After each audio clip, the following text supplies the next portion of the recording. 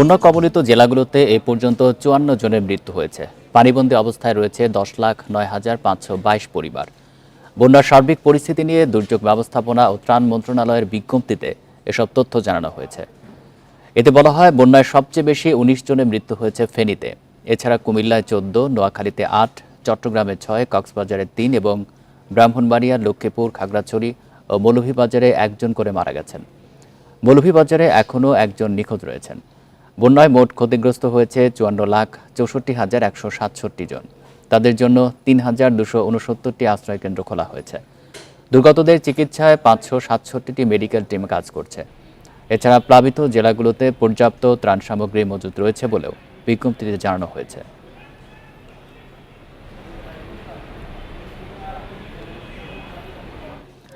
বাঁধ কেটে দিলেও কিছু জায়গায় বন্যার পানি নামছে ধীর গতিতে। এতে কমছে না বানভাসীদের দুর্ভোগ। এখনও আশ্রয় কেন্দ্রে ভিড় আছে বন্যার্তদের। তবে যারা বাড়ি ফিরতে পেরেছেন তারা কাদাযুক্ত ঘরবাড়ি পরিষ্কারে নেমে পড়েছেন। এদিকে স্যাঁতসেঁতে পরিবেশের কারণে বাড়ছে রোগবালাই। বন্যার পানিতে প্লাবিত কুমিল্লার ১২৫টি ইউনিয়ন। গোমতী নদী থেকে উত্তরের উপজেলার লোকালয়ে পানি প্রবাহ কিছুটা কমেছে। তবে পরিস্থিতির উন্নতি হয়নি দক্ষিণের ৪ উপজেলায়। গোমতীর ভাঙাবাঁধ মেরামতের কাজ দ্রুত শেষ করার কথা জানিয়েছেন জেলা ত্রাণ ও পুনর্বাসন কর্মকর্তা।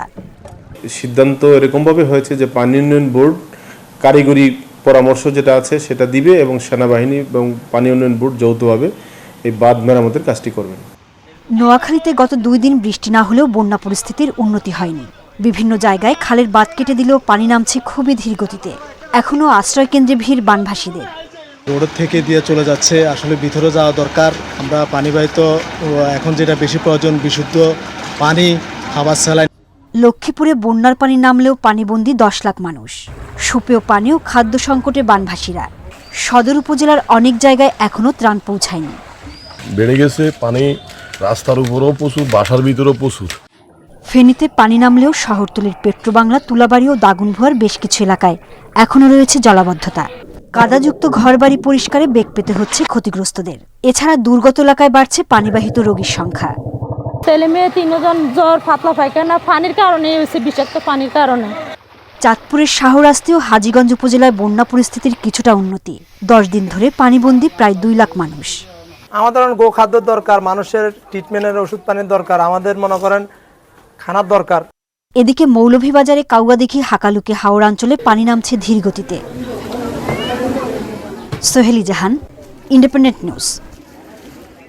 ১৫ বছর ধরে যারা গুমের সাথে জড়িত এবং যারা আয়নাঘর বানিয়েছে তাদেরকে ২৪ ঘন্টার মধ্যে গ্রেপ্তারের দাবি জানিয়েছে নিখোঁজদের পরিবারের সদস্যরা।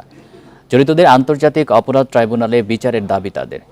আন্তর্জাতিক গুম প্রতিরোধ দিবসে কেন্দ্রীয় শহীদ মিনারে মানববন্ধনে এই দাবি জানানো হয়।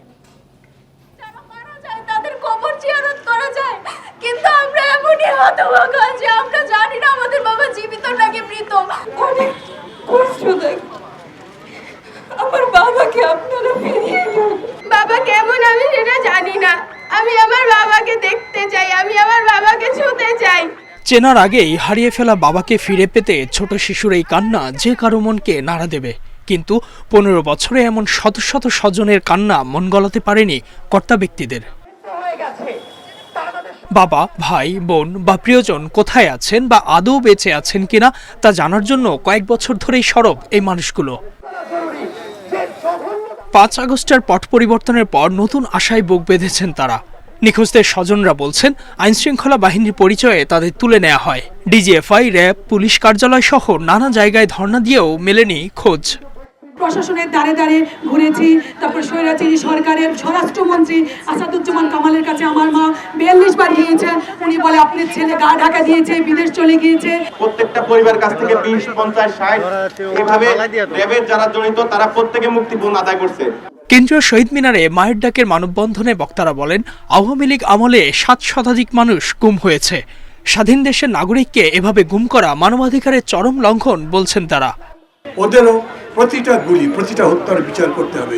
আমরা চাইছি ওই মানুষগুলো যারা মারা গেছে তাদের পরিবারের প্রতি সরকার যত দৃষ্টি রাখে। আদালত এই ব্যাপারে একটি নীরবতা পালন করেছে। সত্য উদ্ঘাটন না করতে পারলেও সে ব্যাপারে অন্তত একটু এগিয়ে যেতে পারতো, দরজাগুলো খুলে দিতে পারতো। তারা কেন এটা করেনি, এই বিষয়গুলো আমাদের জানার দরকার। ডিজিএফআই রাষ্ট্রের চেয়ে বড় কোনো প্রতিষ্ঠান নয়। সুতরাং যেই সমস্ত অফিসার আয়নাঘর বানিয়ে আমাদের শ্রেষ্ঠ সন্তানদেরকে, আমাদের ভাইদেরকে বন্দী করে রেখেছে, তাদেরকে আগামী 24 ঘন্টার মধ্যে প্রত্যেককে আটক করতে হবে। সরকারকে আন্তর্জাতিক অপরাধ ট্রাইব্যুনালে তাদের বিচার করতে হবে। অন্তর্বর্তী সরকার যাতে গুমের সাথে জড়িতদের ছাড় না দেয় সে দাবি জানান নিখোঁজদের স্বজনেরা। Ijazur Rahman, independent news, Dhaka. অভ্যন্তরীণ দুর্নীতি ও জোরপূর্বক অন্তর্ধানের ঘটনাগুলো খতিয়ে দেখতে উচ্চ পর্যায়ে তদন্ত আদালত গঠন করেছে সেনাবাহিনী। নির্ভরযোগ্য সূত্রে এই তথ্য জানা গেছে। কাদেরকে নিয়ে এই আদালত কাজ শুরু করবে সে বিষয়ে এখনও বিস্তারিত কোনো তথ্য জানা যায়নি। তবে এই তদন্ত আদালত শিগগির কাজ শুরু করবে বলে ধারণা করা হচ্ছে।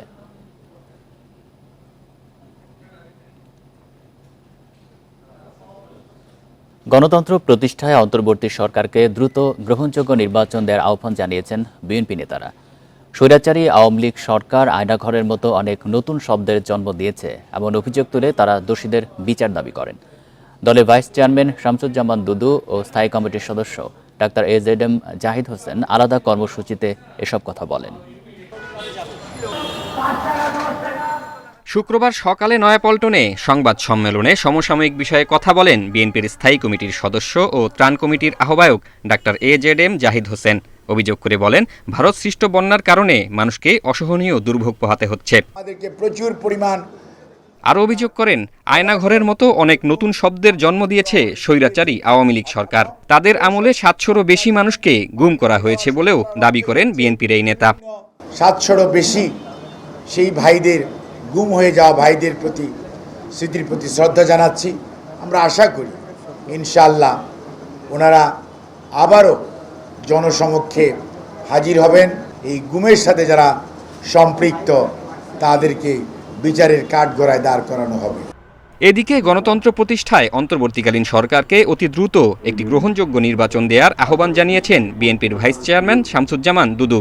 সকালে জাতীয় প্রেস ক্লাবের সামনে অনুষ্ঠিত এক অবস্থান কর্মসূচিতে তিনি আরও দাবি করেন, দেশের সার্বিক পরিস্থিতি বিবেচনায় এ সরকার এখনও ব্যাপকভাবে কোনো কাজ করতে পারেনি। এই সরকারের বড় দাগের কোনো কাজ এখন তারা সম্পূর্ণ করতে পারে। যত তাড়াতাড়ি সম্ভব সংবিধানের আলোকে গণতন্ত্রের ভাবনায় নির্বাচনের মুখোমুখি জাতিকে করতে হবে। খালেদা জিয়া ও তারেক রহমান সহ 60 লাখ বিরোধী দলীয় নেতাকর্মীর প্রায় 2.5 লাখ মিথ্যা মামলা প্রত্যাহারের দাবিও জানান তিনি। জাহিদুল ইসলাম, ইন্ডিপেন্ডেন্ট নিউজ, ঢাকা। চট্টগ্রামে দুর্বৃত্তদের গুলিতে 2 যুবক নিহতের ঘটনায় এখনও মামলা হয়নি। থানায় মামলার প্রস্তুতি চলছে বলে জানিয়েছে পুলিশ। বৃহস্পতিবার রাতে অক্সিজেন কুয়াইশ সংযোগ সড়কে এই ঘটনা ঘটে। বৃহস্পতিবার সকালে অজ্ঞাত ব্যক্তির ফোন পেয়ে বাসা থেকে বেরিয়ে যান মোহাম্মদ আনিস ও মাসুদ কায়সার। রাত 8টার দিকে অক্সিজেন কুয়াইশ সড়ক ধরে হাঁটছিলেন তারা। এ সময় মোটরসাইকেলে আসা দুর্বৃত্তরা তাদের ওপর হামলা চালায়। এ সময় দুজনকে লক্ষ্য করে এলোপাতাড়ি গুলি ছোড়ে দুর্বৃত্তরা। গুলিবিদ্ধ হয়ে ঘটনাস্থলে মারা যান আনিস। আহত অবস্থায় দৌড়ে পালিয়ে যাওয়ার সময় মৃত্যু হয় কায়সারের। চট্টগ্রামের বায়েজিদ থানার ভারপ্রাপ্ত কর্মকর্তা সঞ্জয় কুমার সিনহা জানান, ঘটনায় জড়িত সাজ্জাদ সহ কয়েকজন আগে থেকেই নানা অপকর্মে জড়িত। তাদের ধরতে অভিযান চলছে। একটা ছেলের নাম আসছে তো সাজ্জাদ, ওর এখানে কিছুদিন আগে একটা ছেলেকে কোপাই ছিল সুমন নামে, মামলার পলাতক আসে। সাথে বাকিগুলোর অ্যারেস্ট করা হয়েছিল, তো পলাতক ছিল। মামলার এজাহার নেওয়ার জন্য আমরা ওয়েট করতেছি, এজাহার আমরা নিয়ে নিব। ইসলামী ব্যাংকের সাবেক এমডি আব্দুল মান্নান দাবি করেছেন, আওয়ামী লীগ সরকারের আমলে জোর করে তার সই নেওয়া হয় পদত্যাগপত্রে। শুক্রবার এক ওয়েবিনারে এই দাবি করেন তিনি। আব্দুল মান্নান আরও জানান, 2017 সালে 5 জানুয়ারি ইসলামী ব্যাংক দখল করে এস আলম গ্রুপ। সেদিন ভোরে তাকে কচুক্ষেতে ডিজিএফআই এর কার্যালয়ে নেওয়া হয়। একইভাবে ব্যাংকের কয়েকজন কর্মকর্তাকেও তুলে নেওয়া হয় বাসা থেকে। সবারই সই নেওয়া হয় পদত্যাগপত্রে। 7.5 বছর বিদেশে অবস্থানের পর দেশে ফিরেছেন আব্দুল মান্নান। বলেন, গুমের আতঙ্কে এতদিন মুখ খোলেননি তিনি। ওয়েবিনারে অংশ নেন সুজন সম্পাদক বদিউল আলম মজুমদার। তিনি বলেন, ব্যাংক ও আর্থিক খাতে প্রতারণা ও দুর্বৃত্তায়নের মূল কারণ নষ্ট রাজনীতি।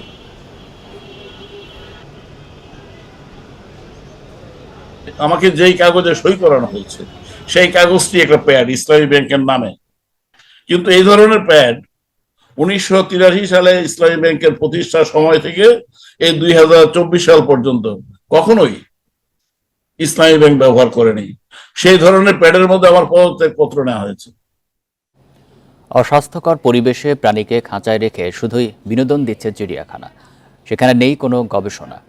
চিড়িয়াখানা নতুন করে সাজাতে দরকার সংস্কার।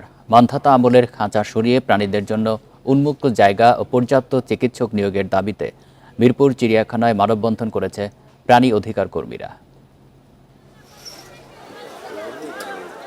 মাত্র 4 মাসের বাঘশাবক ঘুমিয়ে ছ্যাঁতছ্যাঁতে মেঝেতে, ছোট্ট গড়াদে ঢোকে না পর্যাপ্ত আলো।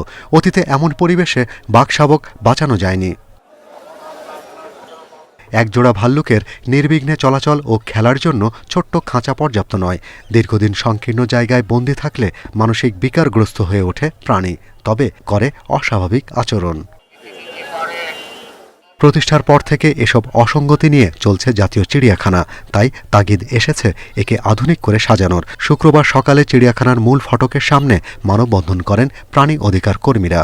চিড়িয়াখানার ভিতরে কেন শিশু পার্ক হবে? শিশু পার্কে শিশুরা হইচই করবে, খেলাধুলা করবে, বিভিন্ন তার যেই খেলনাগুলো রয়েছে সেগুলো শব্দ হবে, সেটা চিড়িয়াখানার ভিতরে কেন হয়? এই যে বিনোদন, চিত্ত বিনোদনের নামে এটা কি সুস্থ বিনোদন দিচ্ছি নাকি অসুস্থ বিনোদন দিচ্ছি? বন্দি দেখার যে আনন্দ, সেই আনন্দকেই আমরা এখানে চর্চা করছি কিনা, এই প্রশ্নটা সবার সামনে তুলে ধরার জন্য আজকে আমরা চিড়িয়াখানা ভিজিট।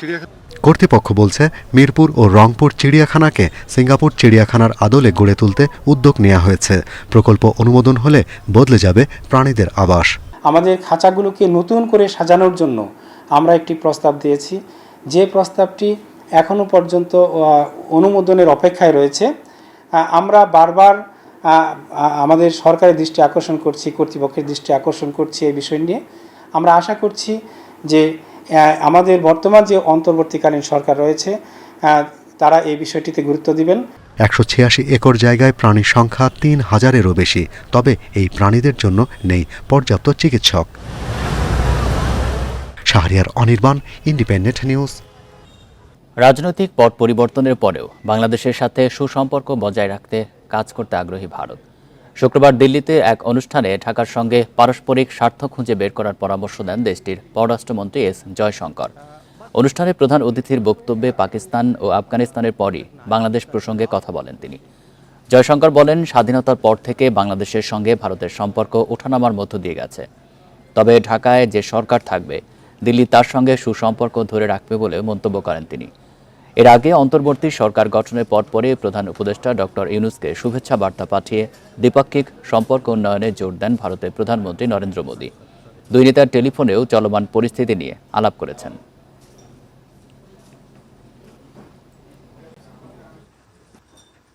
এই ছিল সংবাদ সন্ধ্যায়। ধন্যবাদ সবাইকে।